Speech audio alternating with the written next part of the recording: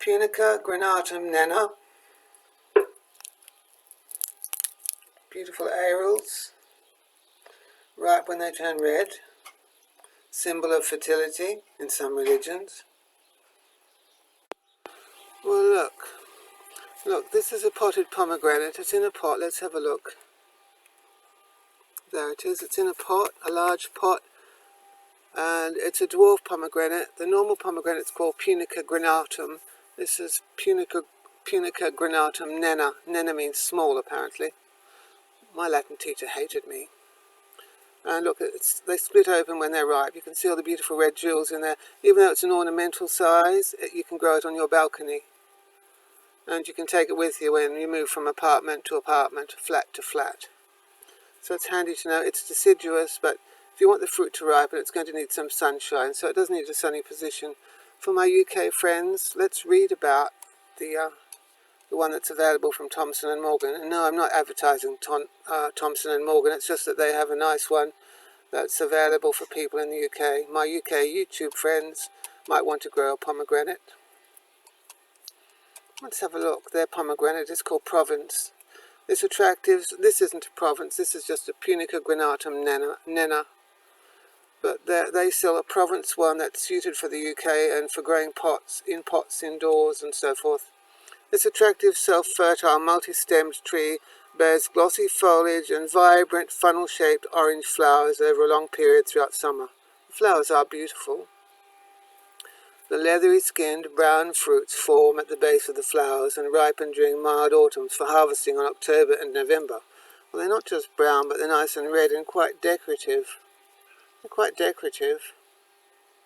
Enjoy the sweet, sharp, fleshy fruits in desserts and savoury dishes, or use the pomegranate kernels to make a fragrant juice. What are the kernels called? What's the special name for them? I can't think of it just at this moment. They've got a special name.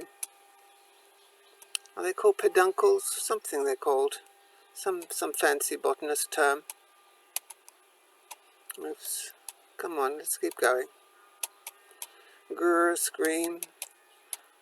Often associated with much warmer climates, like Australia where I am, pomegranate Provence is surprisingly hardy in the UK, tolerating temperatures down to minus 15 degrees C, that's 5 degrees Fahrenheit, when grown in a sheltered position. In particularly cold areas, it can be grown in a large container like this one, and moved to a warmer position during the winter months. Height 3 meters, that's 10 feet. Spread 1.5 meters, 5 feet. That's the information. Ideal for kitchen garden, greenhouse, or exotic garden. Yes, you can be like the Marchmains and grow one in your orangery. You could. I think most of my British friends have got orangeries. I think they have. Hardy, full sun. Yes, well, don't forget, microclimate is always worth something to consider. If you're in the UK, grow a pomegranate against your sunniest wall in the sunshine, where it gets the most sun. It'd be facing south in the northern hemisphere, wouldn't it? And at night time, the warmest room in your house, which radiates the most warmth, which would that be? The kitchen or the lounge room? There's a lot of radiant heat coming from a house at night time. Look at the pomegranate, it's burst open anyway. See? Let's see if we can enlarge the picture with my brains. Aren't I brilliant? Oh, I remember now. I remember. Control plus. That's the way. That's a telescopic lens for you. Look at that. There's our pomegranate. Isn't it lovely? Isn't it beautiful? Let's take it inside and open it.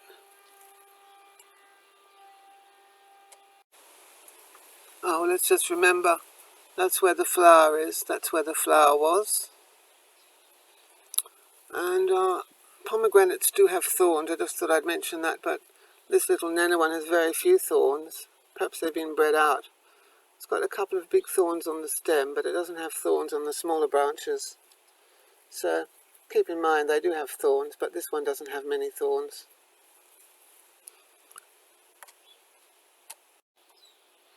So full sun in Britain, full sun if possible.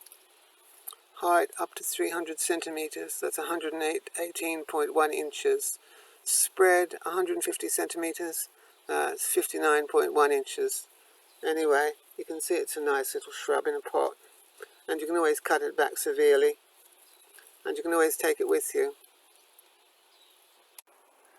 Of course, every Australian can grow pomegranates in their backyard. The climate is suitable all around Australia. Look, beautiful. These are only little ones, they didn't get a lot of water, but nice red jewels. The birds like them. That's right, they're called arils too, not peduncles. I couldn't remember. The botanical term is aril. A-R-I-L for these little red jewels. Full of juice. Yummy. That's another thing. They sell the arils in the supermarkets, don't they? And there's been a lot of contamination. Hepatitis A, wasn't it? Because they got contaminated with feces. Shit, in other words. If you grow your pomegranates in shit, human shit, and sell it in the supermarket, you can catch these diseases. Better to grow your own. Now, these little pomegranates will dry out eventually, so florists can make use of them too. You can dry them out and use them as perpetuals.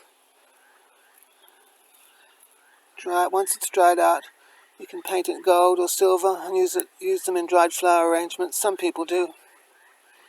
They're quite attractive.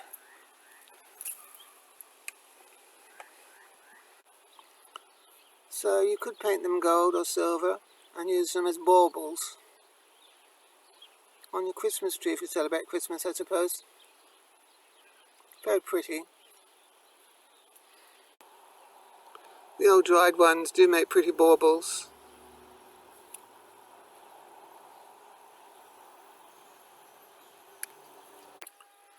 Punica granatum nana.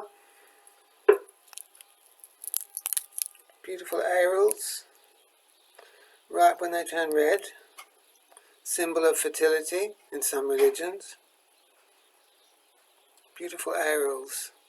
Use them in salads or anything. Lovely and sweet, these ones.